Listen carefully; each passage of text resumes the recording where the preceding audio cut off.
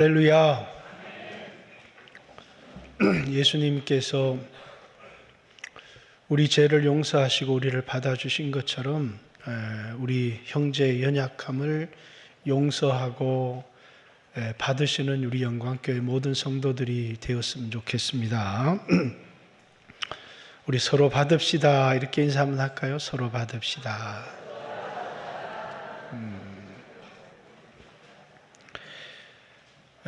거룩한 것을 개에게 던지지 말고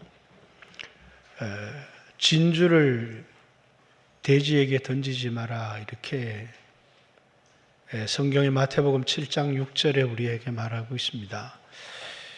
돼지가 거룩한 것의 가치를 알지 못하고 돼지가 진주를 주면 막 좋아서 어쩔 줄을 모르고 이렇게 하지 않습니다. 진주의 가치를 알지를 못하고 거룩한 것, 영적인 것이 얼마나 소중한 줄을 알지를 못합니다. 이런 사람들을 개다, 이런 사람들을 돼지다, 이렇게 얘기합니다.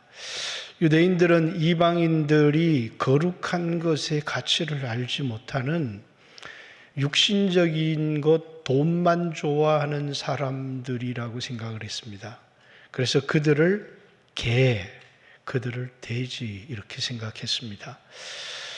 이제 오늘 우리 교회 안에도 이렇게 은혜를 받고 구원을 얻었는데 거룩한 것이 얼마나 값진 것인지, 또 복음을 위해서 살아가는 삶이 얼마나 귀하고 복된 삶인지 이제 그걸 모르고 세상만 사랑하고 살아가는 사람들이 간혹 있습니다.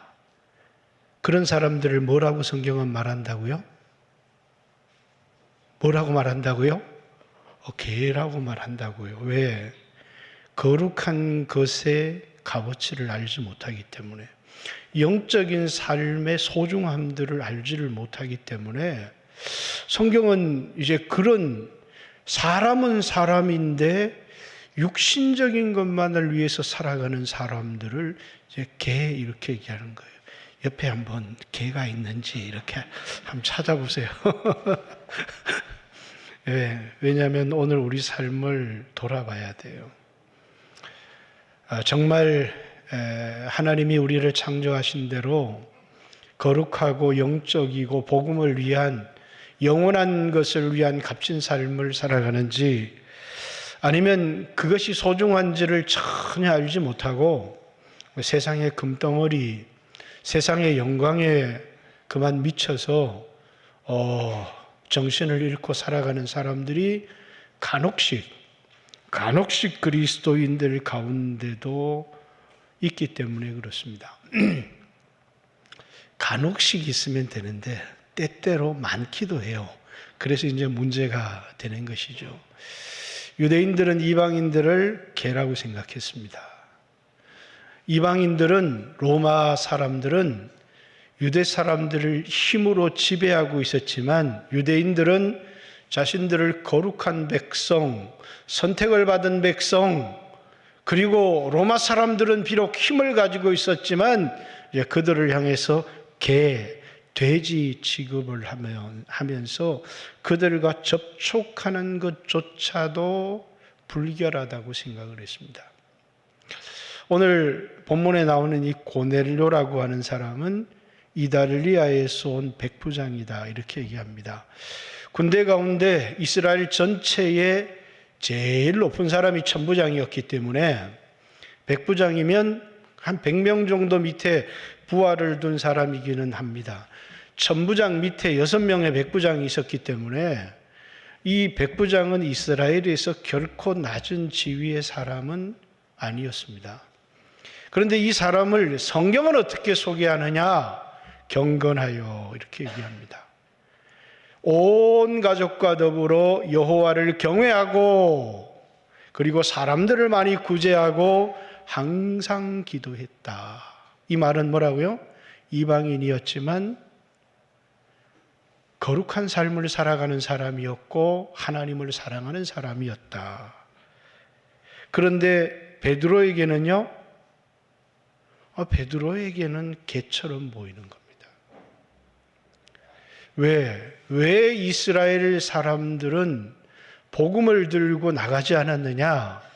이 복음은, 이 세상에 오신 예수 그리스도는 유대인들을 위하여 오신 것이지 이방인들을 위하여 왔다, 이렇게 생각하지 않았어요. 그래서 예루살렘 교회는 선교하지 않았습니다. 복음은 유대인들을 위한 것이다, 이렇게 생각한 겁니다. 그렇기 때문에 이방인들에게 복음을 전하지도 않았고 이방인에게 복음을 전하는 것도 문제가 됐습니다. 왜냐하면 그들을 위한 복음이 아니기 때문에 그렇습니다.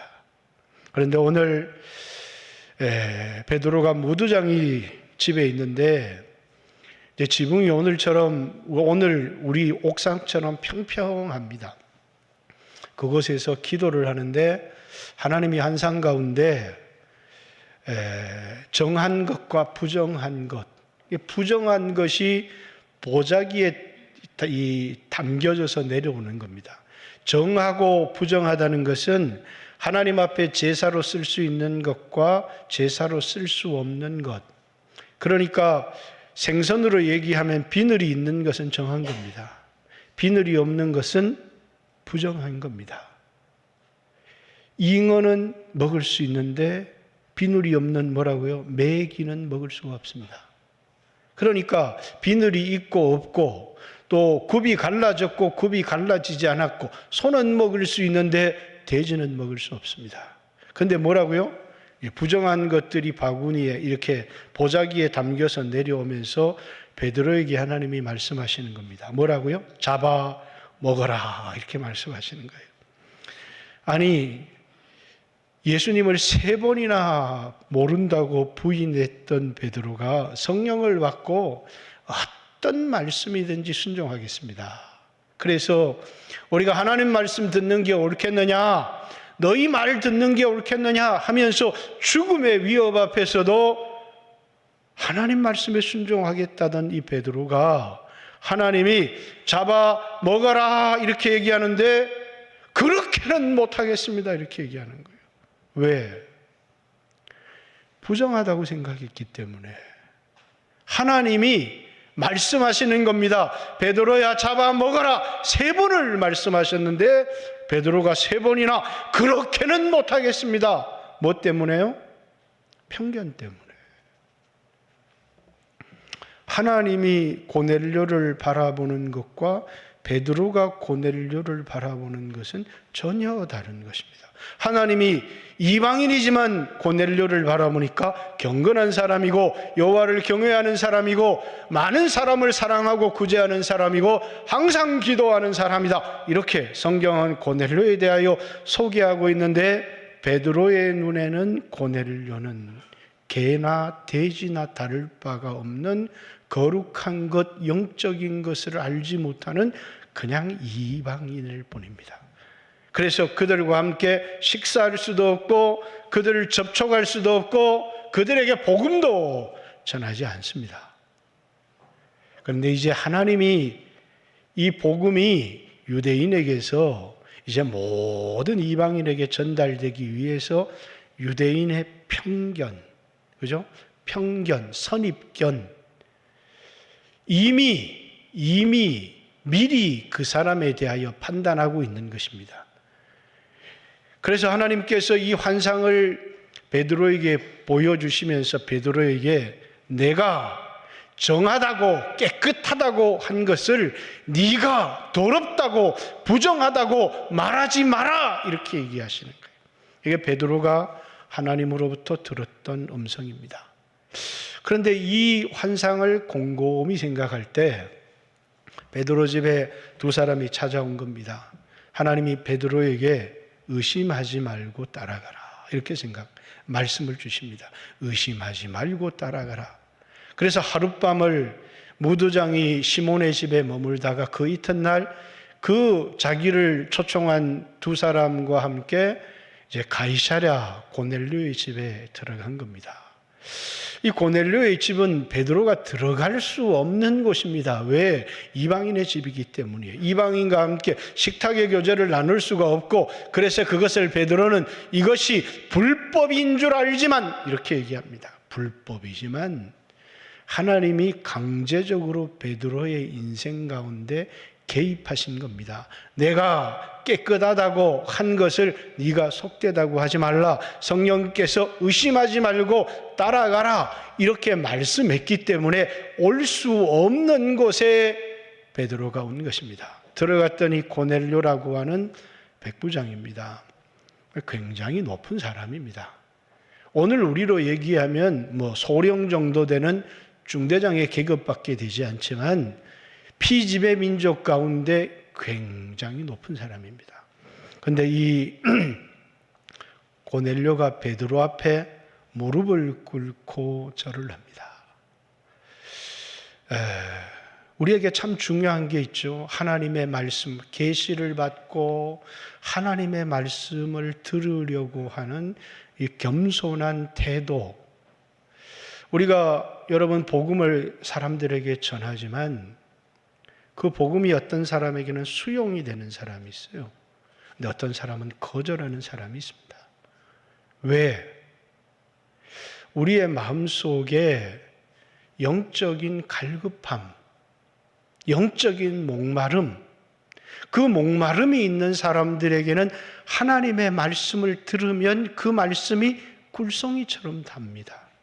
그런데 그만 내 안에 영적인 갈급함이 없습니다. 이제 여러분, 다윗 안에는 영적인 갈망이 있었습니다. 하나님에 대한 갈망이죠.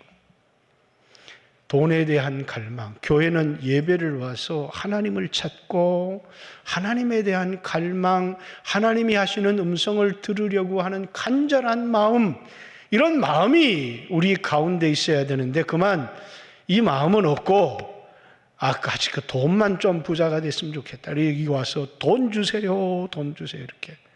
왜? 돈에 대한 필요와 갈급함은 가지고 있는데 영적인 갈망이 없는 사람들이 너무너무 많더라는 겁니다. 그런데 이 고넬료는 영적인 갈망이 있습니다. 그리고 왜 베드로를 초청했는지 제9시 기도 시간에 기도하는데 하나님이 천사를 보내어서 당신을 초청하라고 했습니다.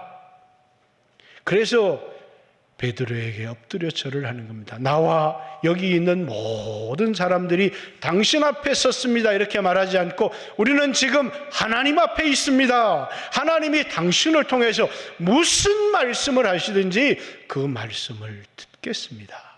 하나님의 말씀을 들으려고 하는 이런 간절한 태도가 고넬료와 고넬료의 집에 모인 사람들이 베드로를 이렇게 영접하면서 우리가 당신 앞에가 아니라 하나님 앞에, 하나님이 당신을 통해서 우리에게 들려줄 그 말씀을 듣고자 우리 모두가 하나님 앞에 있습니다. 이게 고넬료가 가지고 있는 태도입니다. 말씀을 듣는 태도, 또 하나님이 보내준 사람에 대한 태도입니다. 베드로도 그렇습니다. 일어나십시오. 나도 당신과 성정이 같은 사람입니다. 이렇게. 사람은요, 너무 추앙을 받다 보면 자기를 우상화하는 사람들이 있습니다. 북한에 있는 그 분이라고 해야 되는지 그 놈이라고 해야 되는지는 잘 모르겠지만 그만 자기를 잃어버린 겁니다. 왜? 자기를 신이라고 생각하는 거예요. 또 사람들로부터 너무 멸시와 천대를 받다 보면 그 사람은 자기를 학대합니다. 자기가 얼마나 소중하고 얼마나 사랑받고 얼마나 귀한 사람이라는 것을 잃어버리고 나 같은 것은 그러면서 자기를 학대하는 사람이 있습니다. 사람은요, 자기를 우상화하거나 자기를 학대하는 순간에 자기를 잃어버립니다. 그거보다 더 불행한 사람은 없습니다. 자기를 우상화해도 안 되고 자기를 학대해도 안 됩니다. 항상 자기를 잃지 않아야 합니다. 자기의 자리, 하나님이 보낸 종으로서의 삶, 그걸 잃지 말아야 되는데 그만 많은 사람들이 돈이 많아지고 세상에 성공하면 뭔가 된 것처럼 교만해져 버리는 사람들이 있습니다. 그 사람은 더 이상 하나님의 말씀을 들을 자세를 잃어버리는 거예요. 또 어떤 사람은 자기를 너무 학대하는 사람이 있습니다. 그것 역시 자기를 잃어버리는 것입니다. 베드로는 사실 이런 대접을 별로 받아본 적이 없을 텐데 이방인 고넬료의 집에 들어와서 이방 지배 민족의 계급이 높은 사람이 피지배 민족 어부에게 엎드려 절을 합니다. 그리고 이제 베드로로부터 하나님의 말씀을 들으려고 합니다. 그리고 오늘 베드로의 설교가 시작됩니다. 제가 이 설교가 왜 중요하다고요? 이방인에게 전해진 첫 번째 설교이기 때문입니다. 사도행전 2장 오순절에 베드로가 유대인을 향하여 설교했습니다. 오순절의 한 설교입니다. 사도행전 7장 스데반이 산헤드린 공회 앞에서 한 설교입니다. 이방인에게 한 설교는 없어요. 사도행전 13장 바울이 안디옥 회당에서 설교할 때 그곳에 이방인들이 섞여 있었지만 유대인들을 향한 설교입니다.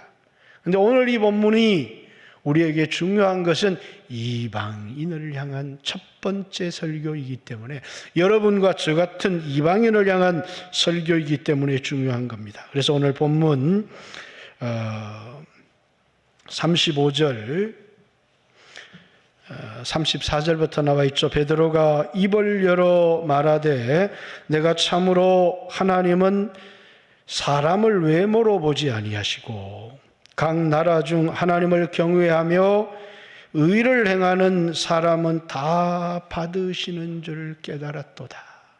하나님은 사람을 외모로 이방인이라고 거절하지 아니하시고 하나님은 하나님을 경외하고 의를 행하는 사람, 그 사람이 누구이든지 간에 하나님을 경외하는 사람, 사람들에게 의를 행하시는 사람은 하나님이 받아주시는 줄을 내가 오늘 깨달았다. 지금까지는 유대인만 받아주시는 줄 알았는데 내가 오늘 깨달은 것은 모든 사람 가운데서 하나님께서 하나님을 경외하고 의를 행하시는 자를 하나님이 받아주시는 줄을 깨달았다.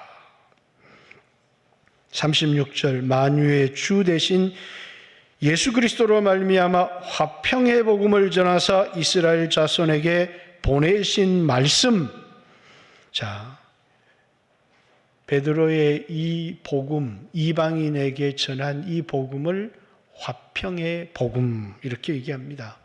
이 화평의 복음은 에베소서 2장에 잘 설명이 되어져 있습니다. 예수 그리스도로 말미암아 하나님과 우리가 화목되어질 뿐만 아니라 이방인과 유대인, 여인과 남자, 제사장과 일반인, 성전 안에는 여러 담들이 있었습니다. 먼저 하나님 앞에 나가는데 휘장이, 그래서 제사장들이 지성소에 들어갈 수 없었는데 예수님이 십자가에 죽으실 때 휘장이 찢어지면서 하나님 앞에 나가는 길이 열렸습니다.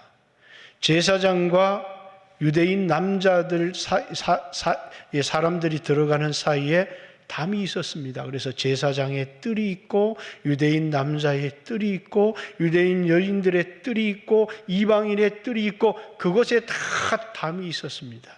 그런데 예수님이 십자가에 죽으심으로 말미암아 하나님과 사람 사이에 가로막혔던 담도 휘장도 찢어졌을 뿐만 아니라 이방인과 유대인, 제사장과 남자와 여자 사이에 가로막혔던 담들이 다 무너진 겁니다. 그래서 한 세 사람을 지어서 교회라고 하는 한 세 사람을 지어서 모두가 하나가 되게 하셨다. 이게 바울이 이방인의 사도인 바울이 전한 에베소 교회에 전한 복음이 오늘 베드로에 의해서 화평의 복음 이렇게 고넬료의 집에 전해지게 되는 겁니다. 우리 옛날 찬양 가운데 예수 뭐죠? 무슨 담을 흘렀다 뭐죠? 갑자기 생각이 안 나네요.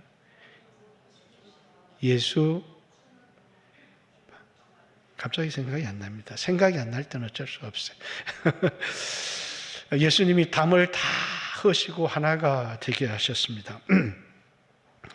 38절부터 보면 하나님이 나사렛 예수에게 성령과 능력을 기름 붓듯 하시매 이렇게 얘기합니다. 하나님이 자기를 나타낸 유일한 분이라는 겁니다. 자, 나사렛 예수, 하나님이 보내신 사람인데 그분에게 성령과 능력을 기름 붓듯 하셨다라는 것은 하나님께서 자기 계시, 하나님의 자기 계시, 하나님이 오직 예수님을 통하여 자기를 나타내셨다는 거예요. 본래 하나님을 본 사람이 없으되 독생하신 하나님이 자기를 나타내셨다. 누구를 통해서요? 예수님을 통해서. 예수님은 하나님의 계시입니다. 하나님이 어떤 분인지를 아무도 하나님을 알 수 없고 아무도 하나님을 볼 수가 없지만 우리는 예수님을 통해서 하나님을 알 수가 있습니다. 그래서 예수 외에 부처를 통해서 하나님은 자기를 나타낸 적이 없어요. 다른 어떤 통로를 통해서도 하나님은 자기를 계시한 적이 없어요. 오직 아들을 통해서 하나님은 자기를 나타내신 겁니다. 그리고 성경은 그 아들에 관하여 기록한 책입니다. 그래서 제1계시를 예수님이라고 하고 이 예수님에 대하여 기록한 책을 성경이라고 하고 이 성경에 대하여 설교하는 이 목사, 이 설교를 제3의 계시 이렇게 얘기를 하는 겁니다. 그러니까 목사는 설교하면서 누구 얘기해야 돼요? 누구 얘기해야 됩니까? 예수 얘기해야 돼요. 설교하면서 도덕 얘기하면 그건 설교가 아닙니다. 왜? 성경은 예수님에 대하여 얘기하고 있고 설교는 그 예수님을 깨달을 수 있도록 예수님은 하나님의 자기 계시다. 오직 하나님은 예수님을 통해서만 자기를 세상에 나타내셨다. 그가 두루다니며 선한 일을 행하시고 예수님의 3년 공생애를 말하는 겁니다. 하나님이 그와 함께 하셨다. 그것을 통해서 예수님이 누구신지 하나님의 아들이시라는 사실을 우리에게 나타내셨다라는 것입니다. 39절 우리가 유대인의 땅과 예루살렘에서 그가 행하신 모든 일의 증인이라 그를 그들이 나무에 달아 죽였으나 이렇게 얘기합니다. 자, 증인이라는 말은 뒤에 다시 나오니까요. 예수님의 십자가의 고난을 얘기합니다. 예수님을 십자가에 못 박아 죽였습니다. 이렇게 얘기를 한 게 아니라 예수님을 나무에 달아 죽였다. 이렇게 얘기를 합니다. 왜 나무에 달아 죽였다고 얘기를 합니까? 저주를 받았다는 거예요. 나무에 달린 자마다 저주를 받은 자라고. 신명기에 나무에 달린 자마다 저주를 받은 자라고. 모세 불뱀을 뭡니까? 장대에 나무에 달았습니다. 왜? 예수님을 나무에 달아 죽였다는 거예요. 예수님은 저주를 받으셨다는 거예요. 왜 저주를 받으셨느냐? 여러분과 제가 받아야 될 죄에 대한 저주를 그분이 받으셔서 나무에 달려 죽으셨다. 이렇게 얘기합니다. 하나님이 사흘 만에 다시 살리사 나타내셨다. 이렇게 얘기합니다. 여러분, 예수님이 나를 위해서 십자가에 죽어주셨다 라는 것이 유대인들만을 위한 것이 아니라 이방인들을 위해서도 나를 위해서 그것이 우리에게 복음이 되는 겁니다. 그 십자가를 통해서 하나님의 아들이 죽어야만 용서받을 수 있는 죄인이라는 사실을 깨닫게 되고 이런 죄인을 하나님이 얼마나 사랑하셨는지를 십자가를 통해서 보여주는 것이고 이 십자가에 흘리신 피를 통해서 우리가 하나님 앞에 나아갈 수 있는 담대함을 얻는다는 것을 보여주는 것이고 이 십자가를 통해서 우리의 미래가 죽은 후에 우리가 어떻게 될 것인가를 보여주는 것이 십자가라는 사실이에요. 십자가는 내가 어떤 사람이라는 거. 여러분, 자꾸 십자가를 잊어버리면 내가 얼마나 흉악한 죄에서 구원을 받았는지를 잃어버리게 됩니다. 이 십자가를 잊어버리면 이런 사람을 하나님이 어떤 사랑으로 사랑하셨는지 그리고 이 십자가를 잊어버리면 기도의 자리, 예수의 피를 힘입어 하나님 앞에 나갈 담력을 잃어버리고 정죄를 받고 죄책감 가운데 그만 기도의 삶을 잃어버립니다. 이 십자가를 잃어버리면 미래에 대한 소망도 잃어버립니다. 이 십자가를 잃어버리면 그리스도인이 마땅히 누릴 수 있는 평안도 잃어버리는 것입니다. 그래서 그리스도인들이 잊을 수 없는 것이 있습니다. 그게 나를 사랑하사 나 같은 사람을 위해서 십자가에 달린 그리스도는 그리스도인들이 결코 잊을 수 없는 이 세상을 살아가면서 치매에 걸릴 수도 있고 수없는 어려운 일을 겪을 수 있지만 그리스도인들의 가슴에 잊을 수 없는 나를 사랑하사 나를 위해서 자기 자신을 버리신 하나님의 아들 예수 그리스도, 그것을 잊어버리고 살아가는 그리스도인들이 너무너무 많다는 것입니다. 이걸 망각해버리면요, 우리는 자신의 힘으로 살아가려고 합니다. 이걸 망각해버리면요, 우리는 소망을 잃어버립니다. 이걸 망각해버리면요, 우리는 두려움에 사로잡히게 됩니다.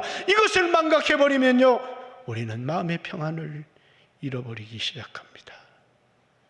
이스라엘 백성들이 그만 그들을 애굽 땅 종되었던 곳에서 인도하여 내신 여호와를 잊어버린 겁니다. 여러분, 우리 영광교회 성도들은 비록 삶이 무너질 수도 있고 실패할 수도 있지만 끝까지 붙들어야 될 게 있습니다. 나를 사랑하사 나를 위해서 십자가에 달리신 그리스도를 붙드십시오. 이 세상에 평안할 때도 그리스도의 십자가는 나의 소망이고, 환난과 질병과 고통 가운데 살아갈 때도 그리스도의 십자가는 우리의 소망이기 때문에, 제가 주일학교 반사를 할 때 아이들에게 나이가 들어서 부모님의 얼굴을 잊어버리고 부모님의 이름을 잊어버려도 너를 위해서 십자가에 달리신 그리스도만큼은 기억해야 된다. 왜? 이 그리스도가 우리의 소망이기 때문에 그렇습니다. 십자가에 달린 그리스도, 십자가에 달린 그리스도, 이것이 베드로가 전했던 복음이라는 사실입니다. 나는 십자가에 달린 그리스도를 전하니, 이 십자가에 달린 그리스도는 유대인들에게는 꺼리끼는 것이고 헬라인들에게는 어리석은 것이지만 십자가에 달린 그리스도는 우리에게는 하나님의 능력이요 하나님의 지혜다.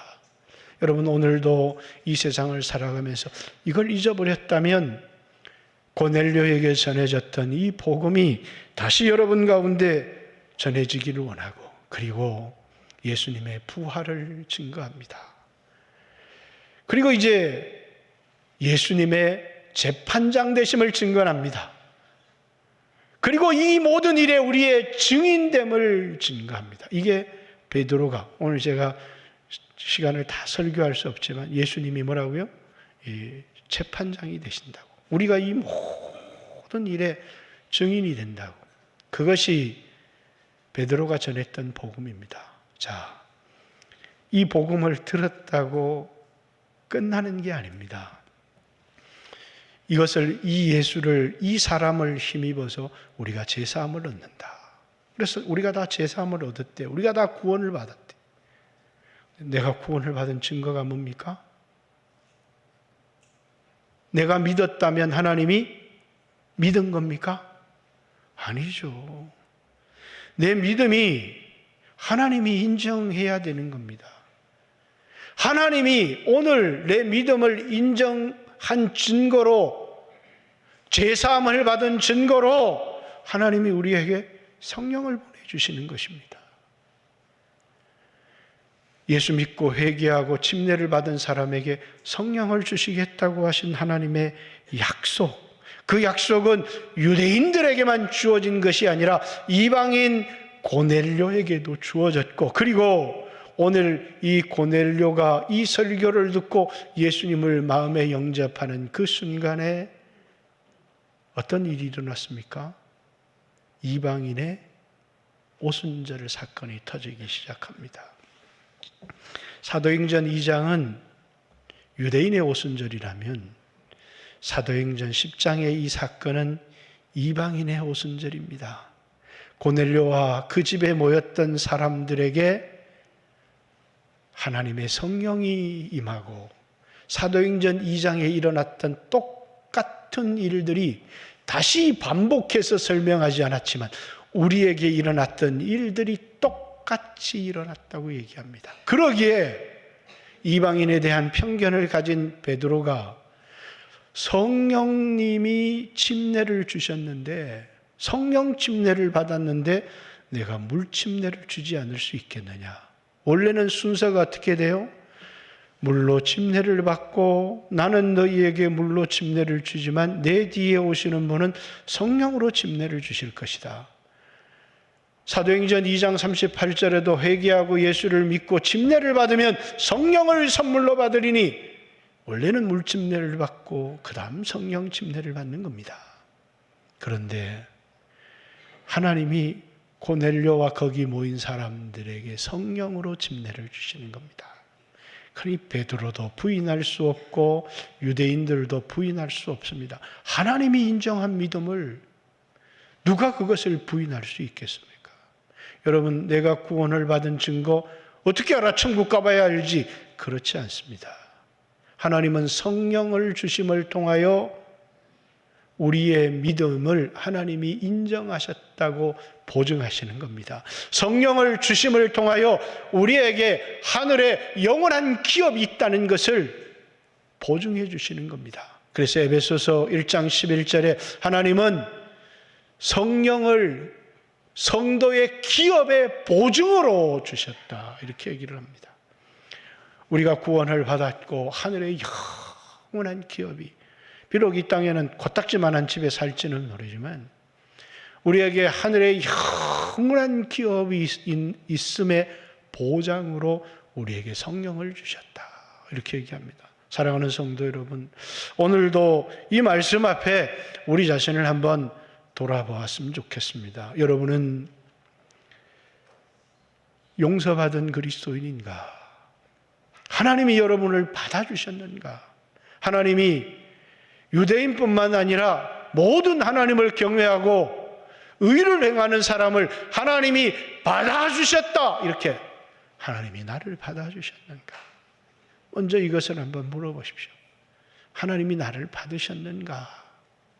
오늘 내가 예배를 드렸다, 이게 중요한 게 아니라 내 예배가 하나님께 상달되었는가, 이것이 중요한 겁니다.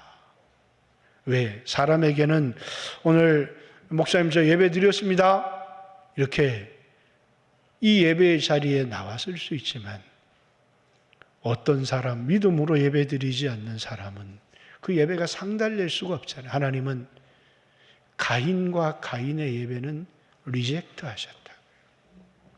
아벨과 아벨의 예배는 뭐라고요? accept 하셨다. 받아주셨다, 그 말이에요. 오늘 나 같은 죄인을 하나님이 받아주셨다는 거예요. 오늘 여러분의 예배가 주님이 받아주셨으면, 여러분의 드리는 기도를 주님이 받아주셨으면 염려하지 마십시오. 두려워하지 마십시오. 여러분에게 고난이 와도 그 고난은 하나님의 능력 안에 있는 것입니다. 여러분에게 위기가 오고 여러분에게 어려움이 와도 그 어려움은 여전히 하나님의 사랑 안에 있는 것입니다. 우리에게 두려워할 것이 없습니다. 중요한 것은 하나님이 나를 받으셨느냐, 하나님이 내 예배를 받으셨느냐. 그저 사람 앞에, 그저 사람에게 보이려고 아니라 은밀한 중 해보시는 하나님 앞에 오늘 내 예배가 믿음의 예배였는지, 그리고 여러분들이 예수님을 힘입어서 예수님의 보혈을 힘입는 마음이 있다면 하나님이 여러분을 받아주셨음을, 하나님이 우리를 받아주셨음을 기억하고, 여러분들도 혹 교회 안에서나 또 혹 부족한 사람이 있을지라도, 자, 우리는 가난한 사람에 대한 편견, 배우지 못한 사람의 편견, 장애인에 대한 편견, 그래서 저도 이제 장애인이라는 표현을 다른 사람들한테는 저 장애인입니다. 이렇게 장애인입니다. 그죠? 수없는 편견을 가질 수 있습니다.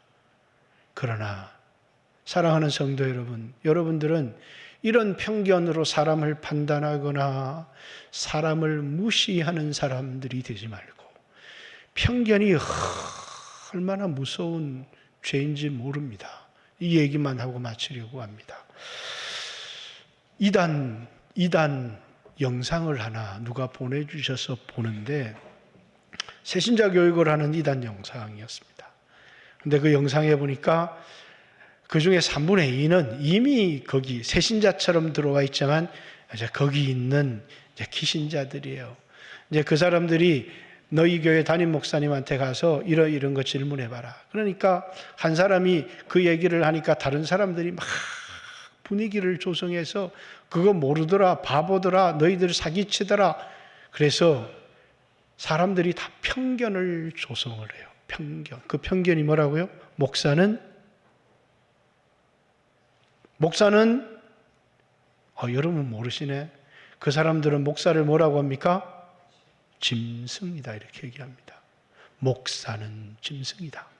목사는 짐승이다. 한번 따라해 볼래요? 목사는 짐승이다. 이렇게 편견을 딱 심어 놓습니다. 그리고 그들이 무슨 얘기를 하든지 그들의 말을 듣도록 합니다. 이게 편견의 무서운 겁니다. 이 한국 사회가 얼마나 무섭습니까? 그죠? 자기가 듣는, 저에게도 편견이 있어요. 우파는 돈에 부패한 사람들, 좌파는 위선자들, 이런 편견이 저에게 있습니다.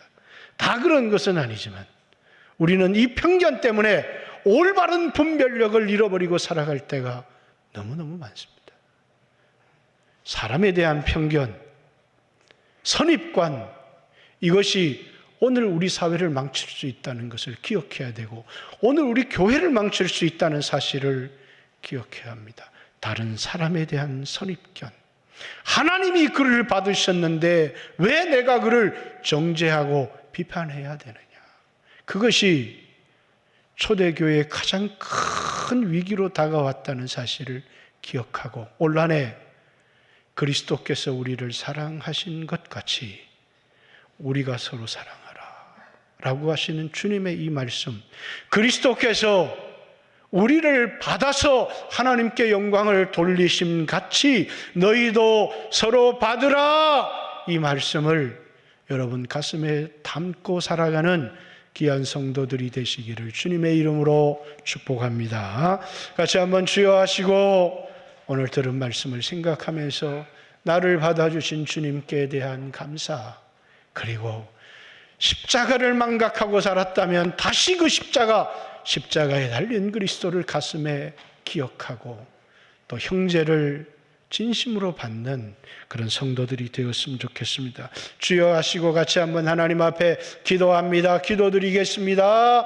주여, 하나님 감사합니다.